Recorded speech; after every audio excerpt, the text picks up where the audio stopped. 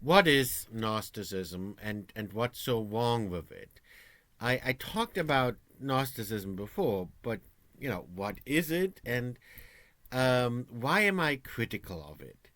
And maybe I have to explain. It's the whole thing is such a complicated topic. I mean, I'm not I'm not against Gnosticism in general.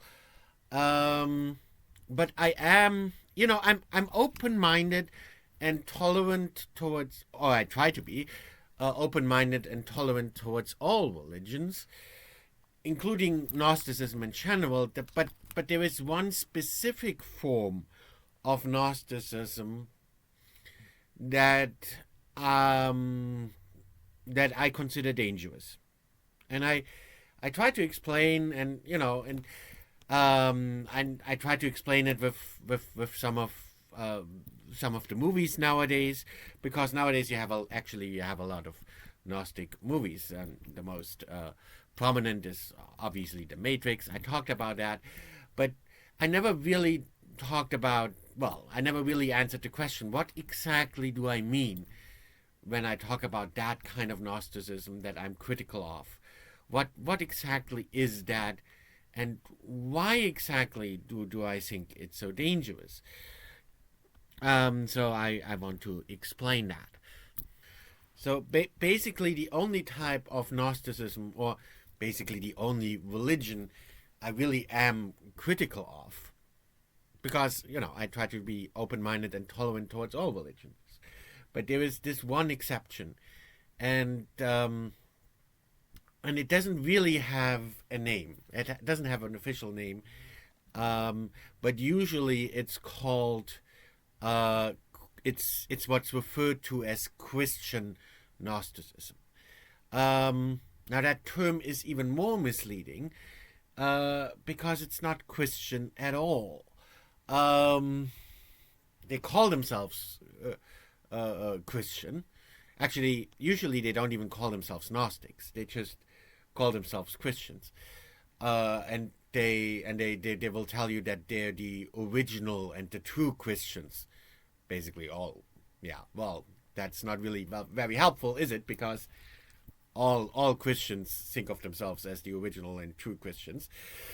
Uh, so yeah, they just label themselves as Christians, and even as the most original and most true Christians, most genuine and original Christians. That's what they label themselves as. So they don't even label themselves as Gnostics. They just label themselves as Christians, but they're not Christians. They're not Christians at all. They're Christians in so much as that Satanists or Luciferians would be called Christians. I mean, I get it, from a certain point of view, you could regard Luciferians, people who worship Lucifer, you could regard them as Christians. I can see how you could regard them as Christians. I mean, you know, I have a Muslim friend who's convinced that Luciferianism is Christian. I mean, I get it, to him, it appears to be Christian, right? Uh, I mean, or even Satanism. He even regards Satanism as being Christian, and I can understand why. I mean, it looks Christian to him, right? I mean, just like other Christians, they believe in God, and they believe in the devil. They got it switched upside down, with the Luciferians believing that Lucifer is actually the good guy and Jehovah would sort of be the bad guy, right? So they got it upside down, but still, they believe in the same concepts, in the same entities. It's switched upside down, but other than that, it's the same concepts, right? So I can see how someone who doesn't know anything about Christianity might view it as Christian, and I can see how they can pass themselves off as Christian, but they're not Christian. Because what I just talked about, Luciferianism, that wasn't an example. That's what I mean. Not because nowadays, actually, Luciferianism there is a relationship there. Especially the Luciferians nowadays, they actually are Gnostics. That's where it kind of comes from. So by comparing them with Luciferianism, that wasn't just an example, and I wasn't exaggerating. That's like literally the relationship. And many of them do believe, especially nowadays, many of them do believe in Lucifer. Not necessarily, and not all of them, but many do. And even if they don't call him Lucifer, they have a figure that's like Lucifer. And of course, Lucifer, they don't see Lucifer as the devil. What is Lucifer is the light bringer, actually it was just the morning star. Lucifer is Latin for morning star. So they worship the morning star. That's, well, in a way, well, the morning star, nowadays the morning star is associated with Venus, but it used to be associated with Saturn. So Saturn used to be seen as the morning star. So what is Saturn? Saturn is a pagan planetary deity. So it has pagan elements. It's not Christian at all. It has pagan elements, and in one form or another, they worship Saturn. They might call him the morning star. They might call him Lucifer. They might call him Kronos. They might call him the light bringer. They might call him the Messiah, Christ, and that's another thing. You'd think, oh, they're Christian, they're talking about Christ. Yeah, but Christ is not a name. See, when they say Christ, they don't mean Jesus. Jesus is a name. Christ just means Messiah. So, yes, they do believe in a Messiah, but their Messiah is the morning star, Saturn, Lucifer, or, in Greek mythology, it would be Prometheus, the light bringer, bringing people knowledge and enlightenment. And that's whom they regard as their Christ, Lucifer. Now, don't let that mislead you. Again, that might sound like they're Satanists, but they're not, and they'll get very offended if you call them Satanists. They're not Satanists because they don't see Lucifer as the devil. I mean, at least they themselves don't see it. I mean, I can understand how other people view them as Satanists, but they themselves don't see themselves as Satanists because they view Lucifer as the good guy. They view Lucifer as their savior. And Lucifer is the morning star. Lucifer is Saturn. Lucifer is a pagan planetary deity. Though, of course, they regard him as their Messiah, as their Christ, as their savior, but also as kind of symbolical figure.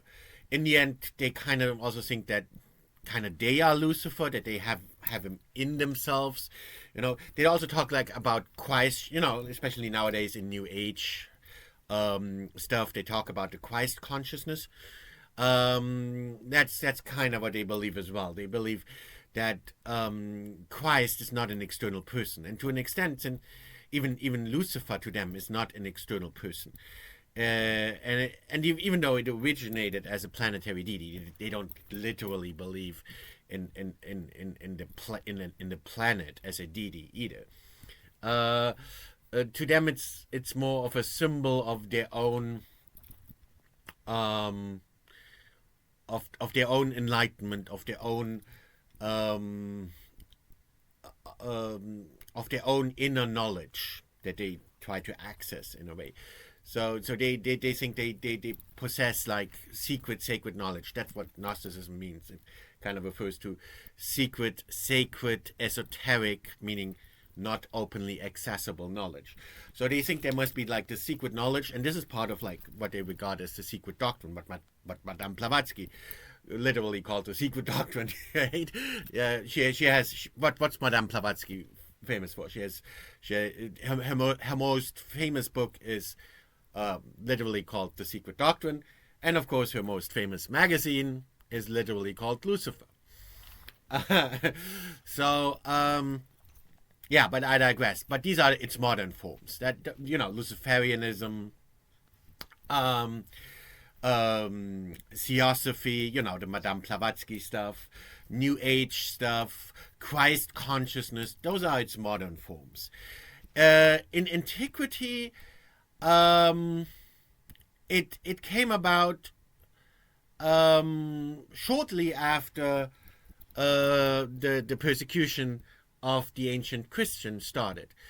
And I've written an article about it, going into the history of it in depth. But at the end of the day, I'm not a historian. I don't know for sure, but and eventually I'll make my article public. But in the meantime, well, I can't prove it, but I'm convinced that this whole thing actually got started precisely because the Roman Empire at that time was persecuting the ancient Christians. Think about it. We just talked about, and you noticed already, there are some pagan elements in this form of Gnosticism. What's paganism? Paganism is basically they believe in planetary deities. Like Saturn, but Saturn is not. Saturn is very important and is prominent in paganism, but actually he's not even the main god in mainstream paganism. So it's not. So we're not even talking about mainstream paganism. In mainstream paganism, the main god is actually Jupiter, or what the Romans called Jupiter and the Greeks called Zeus. He's the main god. In most mainstream, for lack of a better word, in most mainstream paganism, Zeus is the main god, and it's mainly Zeus that's worshipped. Saturn is actually not the main god, but in this type, Saturn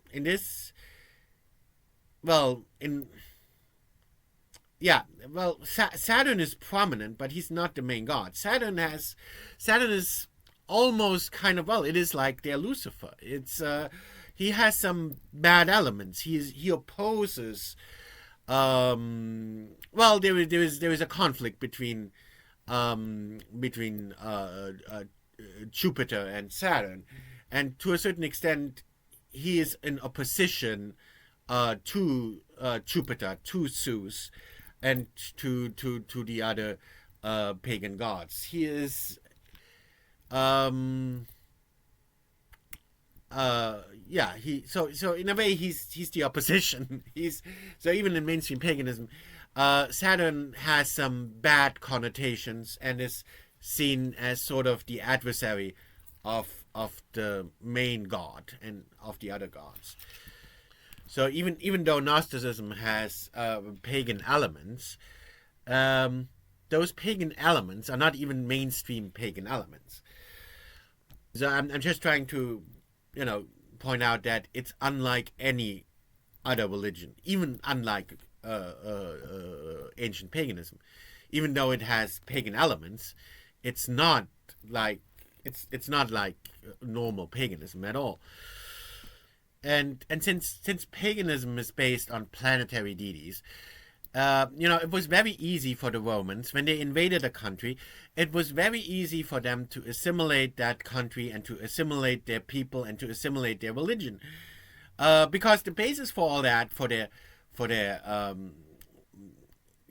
culture and for their national identity and for everything, was their religion.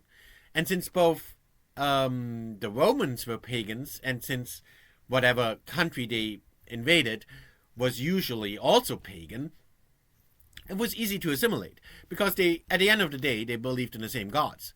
So like with the Greeks, the Greeks might have called Jupiter Zeus, but other than that, it was still the same god.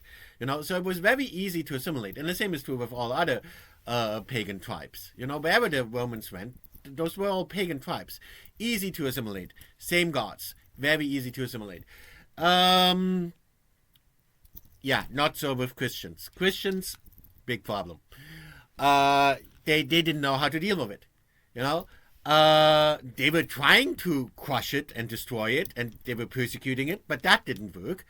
You know, they precisely because, well, see, Christians aren't really afraid of being crucified. You know, I mean, that's horrible. That's the most horrible form of execution you could possibly imagine. And normally that would strike fear into anyone opposing the Romans. I mean, the Christians didn't even really oppose the Romans. They just wanted to have their faith. But that faith was incompatible with Roman paganism. So they couldn't persecute them because they weren't really afraid of being crucified, because they would just think, oh, yeah, but, you know, because their God, you know, to them, their God was crucified. So if you threaten them with crucifixion, they're just going to be like, oh, great, you know, I'm going to die in the same way as my God. It will bring me closer to God. They're not afraid of it, you know. At least, you know, some of them weren't, you know. So it was difficult to threaten them with persecution and even with crucifixion, precisely because their God was not a planetary deity. Yeah. So and had nothing to do with a planetary deity. So they couldn't destroy Christianity through persecution. They couldn't get rid of it, and they couldn't assimilate it because it was incompatible with paganism. They would not, the Christians would not accept the Roman pagan gods, and they would not worship them. They would worship only their God. Which is, I mean, it's kind of complicated, you know, with the Trinity and all. But at the end of the day, the Christian God is, you know, actually Jehovah. I mean, of course, there's also Jesus, but you know, they kind of regard them as the same entity.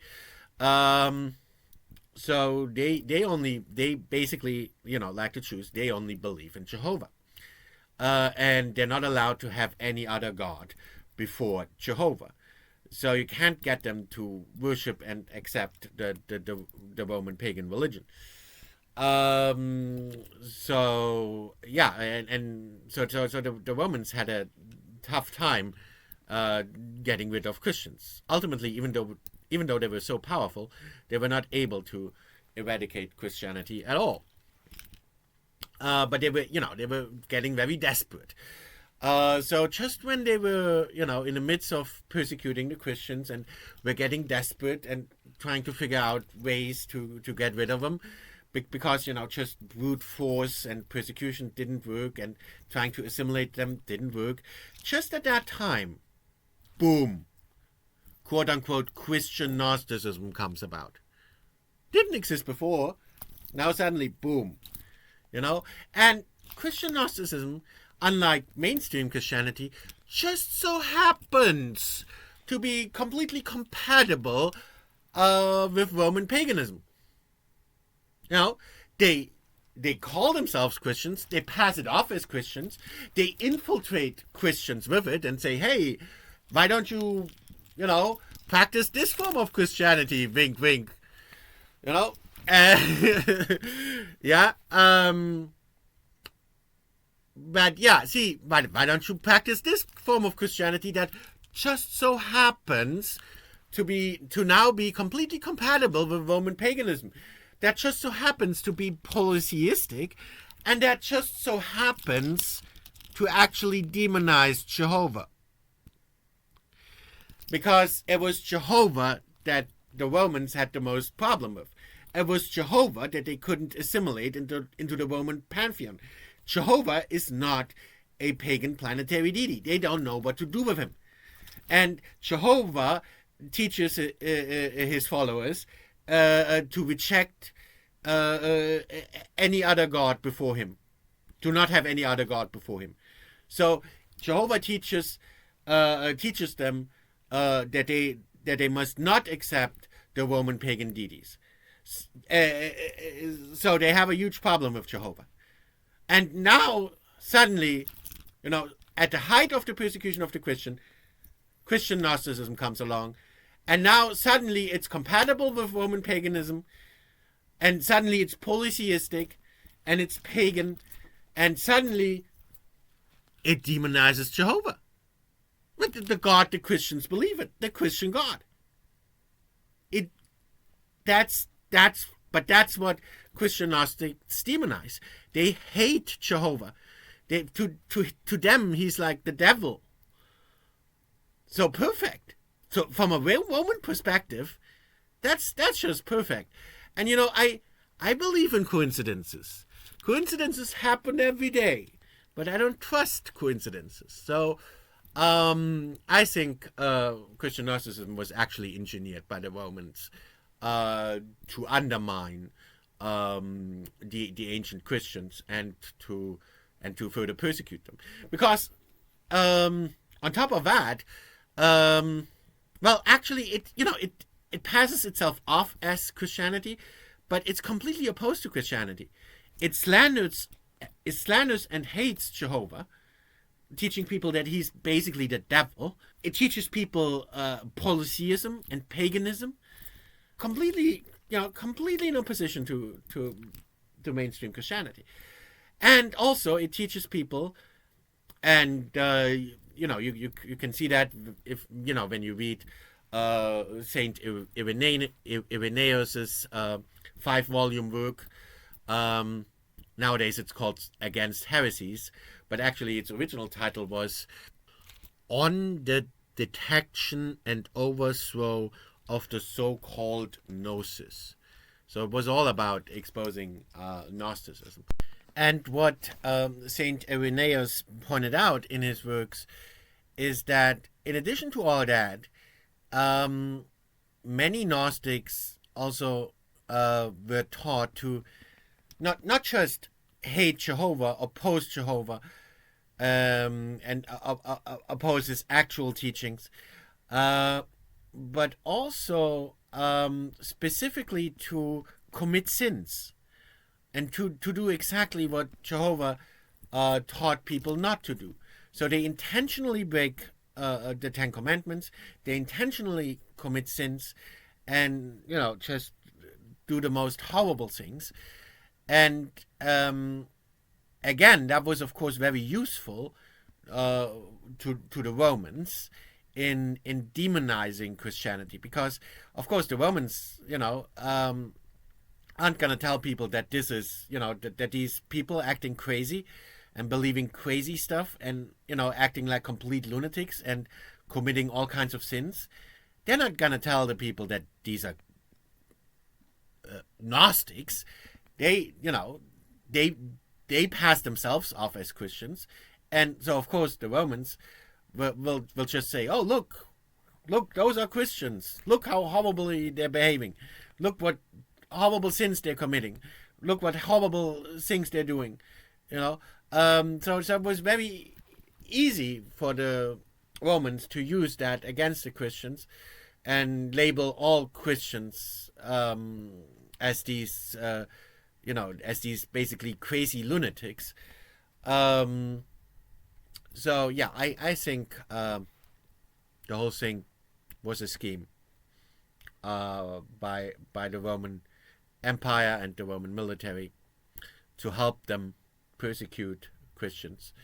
To on the one hand make Christianity into a religion that's compatible with Roman paganism, and on the other hand, and at the same time, use it to undermine and demonize Christians, and thereby further the persecution of Christians, and ultimately destroy Christianity, both by using external force, using the army, using the military, to persecute them and crucify them, and at the same time attack them from within with this heresy and undermine Christianity from within, destroy it from within, turn it both compatible with paganism, but also destroy it at the same time.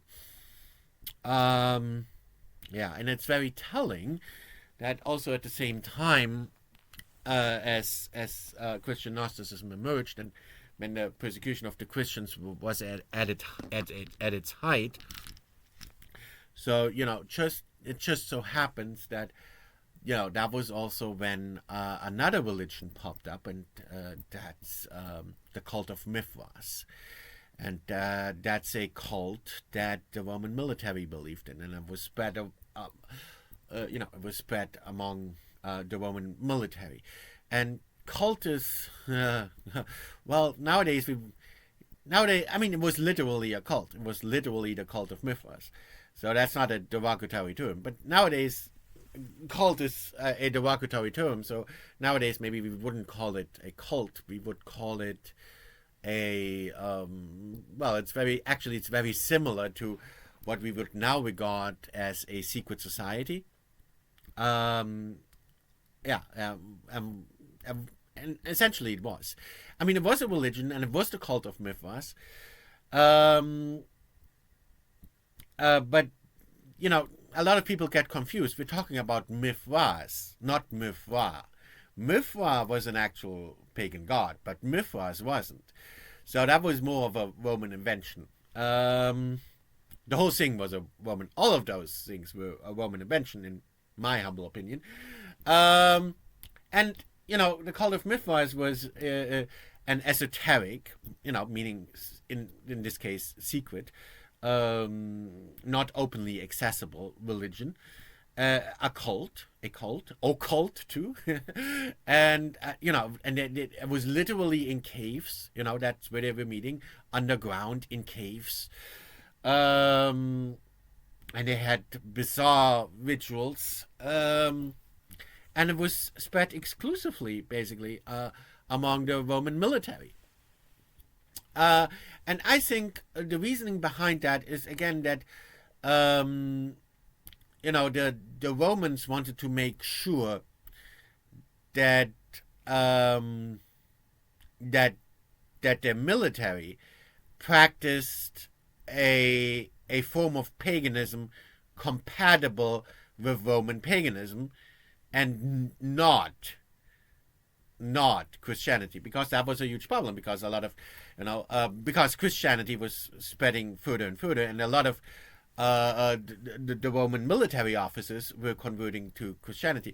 So they, so at the same time that was happening, boom, you have the cult of Mithras appear, specifically being spread among the Roman military, being extremely popular, with high-ranking officers basically almost being required to be members of the cult of Mithras. And of course, if you're a member of the cult of Mithras, you can't be a Christian. At least that's how they see it, and that's how Christians would see it as well. Because again, you're not, in Christianity, you're not allowed to have other gods before Jehovah, and that's exactly what they were doing. They were forcing you to believe in Mithras, and forcing you to not believe in Jehovah, and forcing you to believe in Mithras. So anyway, so now you have the military and the government. They're all believing in this cult of Mithras. That was, as many historians point out, was basically started precisely as a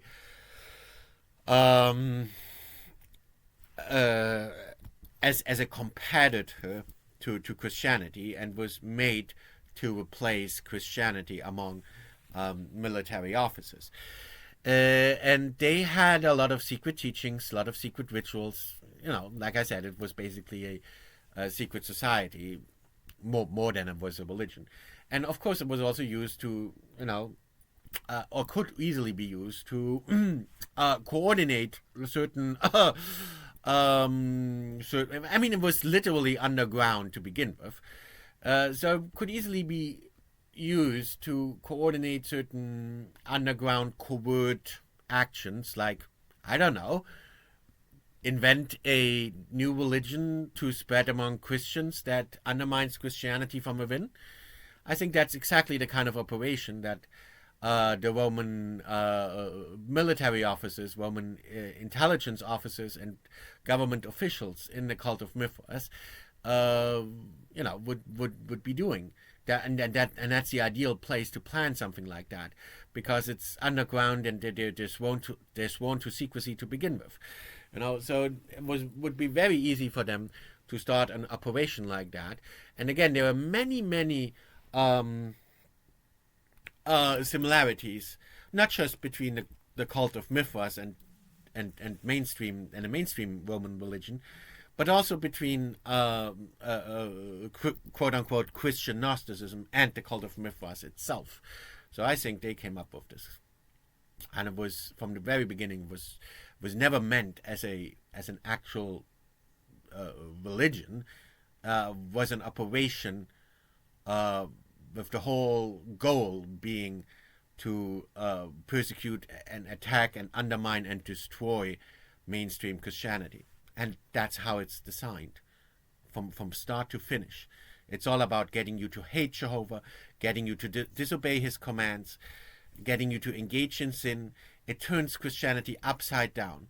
So when I said it's Christian in the same sense that Luciferianism is Christian, that wasn't an example. That's literally what I mean. And that's literally what it is. That's literally what they believe in, the morning star. Lucifer, Saturn. And that's what they believe in to this day, What are the implements of Saturn, the Roman pagan deity? Hammer and sickle. Can you think of another? Maybe today a certain group that uses the same symbols. I talked about some of its modern forms, like Madame Blavatsky, Theosophy, New Age, all this New Age crap. Those are its modern forms, but I left out one more, and that's socialism, communism, and Marxism. Same thing, and it's all based on Hegel. And if you ask ChatGTP, for some reason, ChatGTP will tell you, no, Hegel wasn't a Gnostic, but that's bullcrap. Hegel was a Gnostic. And these things are its modern forms, the modern forms of Gnosticism. That's why in the Lego movie, a lot of people tell me the Lego movie is communist propaganda. No, it's not. It's Gnostic propaganda. It's from start to finish.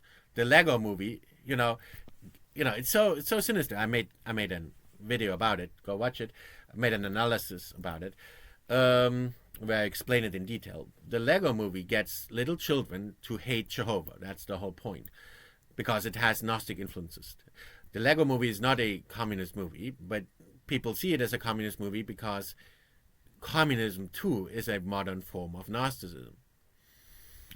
And yeah, that's why I'm opposed to quote unquote Christian Gnosticism. It's not Christian at all. It's Luciferianism, and they don't like being called Satanists, but it's very close to Satanism. And actually, in my humble opinion, they're much worse than Satanists, because with Satanists, you know where you're at. They tell you right away, we're Satanists, we worship the devil.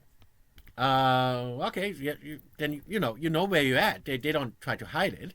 They don't try, at least they don't try to pass themselves off as Christian or as some kind of other religion and try to infiltrate it and undermine it from within.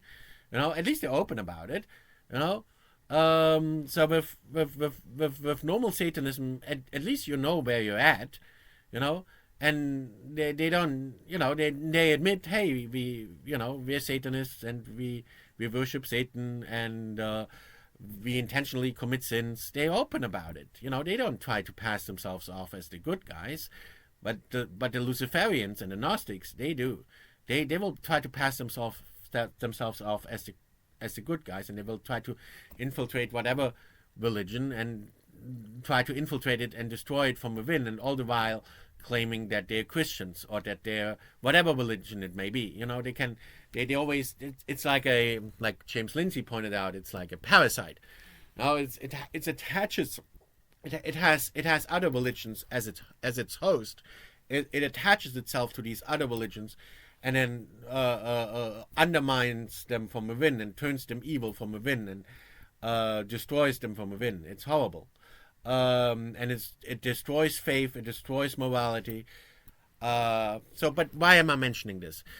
Well, as you can see, there were a lot of Gnostic Hollywood movies. So as you can see, it's still very popular today. Uh, yeah.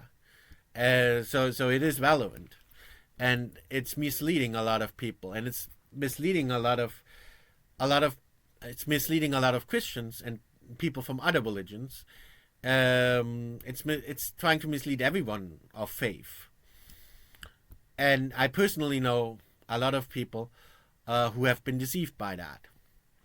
Uh, and especially nowadays and with the internet. Um, why am I why why was I criticizing, for example, why was I criticizing the German Epoch Times for publishing articles? You can check that out. I've got an article about that. So why was I criticizing the German Epoch Times for for publishing articles about the Earth being flat and about George W. Bush being a reptilian? I mean, I like the Epoch Times. That's why I was criticizing it. It's like, it's like when they attach themselves to religions. I mean, the Epoch Times is also, basically, was founded by a religion, was founded by Falun Gong practitioners, and of course Falun Gong gets persecuted by the Chinese Communist Party, which, in my humble opinion, is a Gnostic religion, even though they of course don't see themselves as a religion, and they hate religions and try to again destroy and persecute all other religions. But that's something they have inherited from Gnosticism. That's what Gnosticism is all about. It's trying to destroy and undermine and persecute religions. So that's something the communists inherited from Gnosticism, and so they're still using those tactics, and of course they're also they're trying to infiltrate Falun Gong, portray them as lunatics, because of course the Communist Party in China is busy persecuting them, and of course they're still using the same tactics the Roman used 2,000 years ago in persecuting the Christians. They persecute them from the outside. Throw them into labor camps, even harvest their organs and horrible stuff, just like with the Romans, with crucifixion and so on, with horrible torture. But at the same time that they're using that external force and external violence to persecute them, they're trying to undermine and attack them from within. So that's why you have the German Epoch Times going crazy and claiming the Earth would be flat and George W. Bush would be a reptilian. And that's why I try to point it out. I'm not trying to criticize the German Epoch Times, much less am I trying to criticize Falun Gong. I'm trying to point out and that's what they sadly fail to see, is that these are Wu-Maos.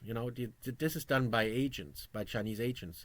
They infiltrate them, spread these crazy conspiracy theories to make them look crazy, and to then to then turn it around and use it to slander and persecute Falun Gong. So when it comes to these things,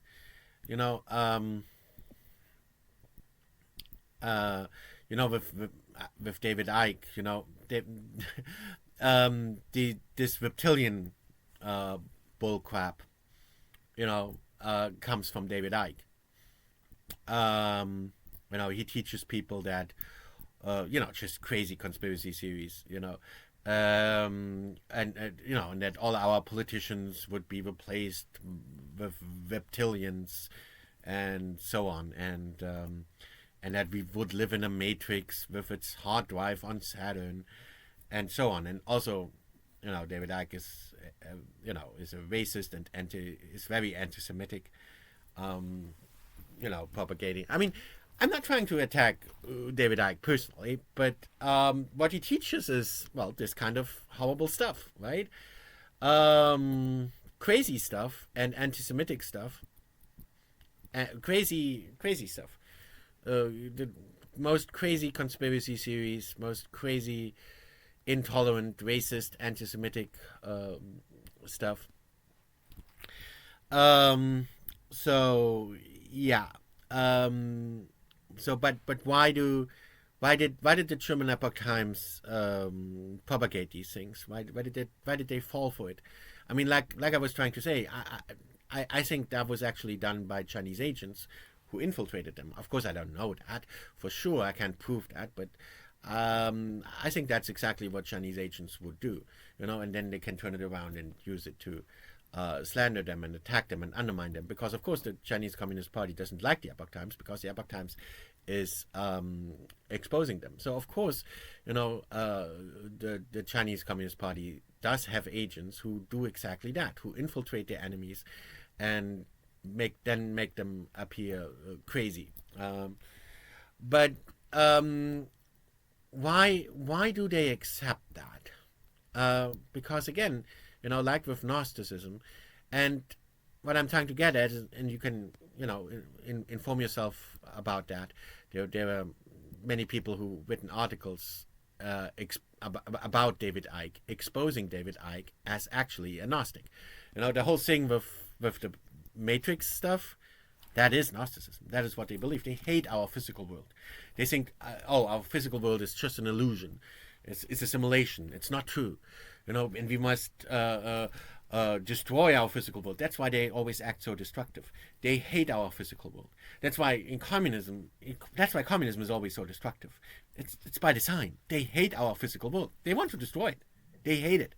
It's just, to them, it's a prison. It's an illusion. It's a prison created by the evil architect. Yes, it's a plot of the Matrix. If you're wondering what do Gnostics actually teach, have you watched the Matrix? That's what they literally believe. They literally believe our physical world is an illusion, and it's all evil, and it's just a prison, and we should destroy our physical world. Blah blah blah. And that's why they act so destructive. And that's what David Icke believes. He propagates this Matrix crap. Just with him, it's even more ridiculous. With him, he claims the server where the simulation he claims we live in a matrix, and the server where that simulation runs would be the rings of Saturn. So again, you have that Saturn connection, which is very typical for pagan influenced Gnostics. But this whole concept is a Gnostic concept. And it's not just that. All the other stuff, David Icke is talking about. It all comes from Gnosticism and Madame Blavatsky and so on. If you know anything about David Icke and you know anything about Theosophy and Gnosticism, you can right away see that David Icke is a Gnostic. So again, why would I'm trying to get at, Gnosticism has nothing to do with Christianity, has nothing to do with any of these other religions. Yet why can they manage to infiltrate these other religions, and why do they manage to undermine them from within? Why could they even manage to get the German Epoch Times to spread these horrible, ridiculous things? Because they're not gonna tell them, oh, we're Gnostics, or hey, we're communist agents, or whatever, or hey, we believe in Madame Blavatsky and David Icke. They're not, they never label themselves as Gnostics. That's why it's so difficult to even give this kind of religion a name, because they don't have an official name for themselves. They just pass themselves off as whatever religion they're trying to infiltrate at that time. So back then they were trying to pass themselves off as Christians, and and whatever religion it may be nowadays, they manage to infiltrate and undermine from within pretty much any and all religions, and that's their goal. Again, same goal as communists. So anyway, where was I? So yeah, why are they so successful at infiltrating religions? Like I said, because they always tell you, oh, we believe in whatever religion you believe in, and then they, because Gnosticism is all about supposed secret higher knowledge, and that's how they infiltrate. They say, yes, we also believe in Jesus, or we believe in whatever God you believe in, but But your clergy, they're not telling you the whole truth, There is secret higher knowledge that they're keeping from you. Yes. So, yeah, we're also Christians, or whatever religion it may be. We also believe in the same religion that you believe in. But we're the true followers of your religion. We know the secret higher knowledge that you don't.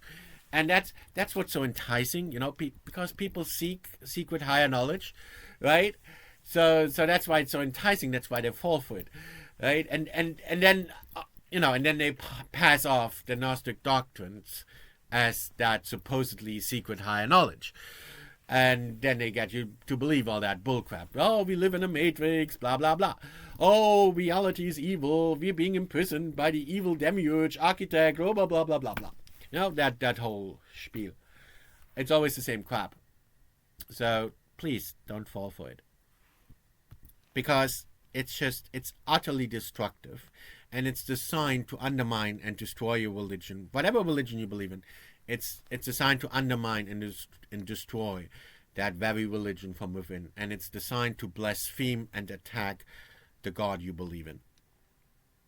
And it's designed to be very destructive. It's destroying not just religions and the cultures that go along with it, but it's destroying faith and morality, and ultimately is destroying mankind.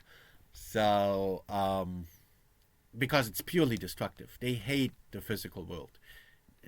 Their destruction is not an accident, it's by design. They hate our entire physical world. They think it's just an illusion. They think it's a prison that needs to be destroyed. So it's very, very, very destructive, and it's gonna end up destroying everything that you hold dear.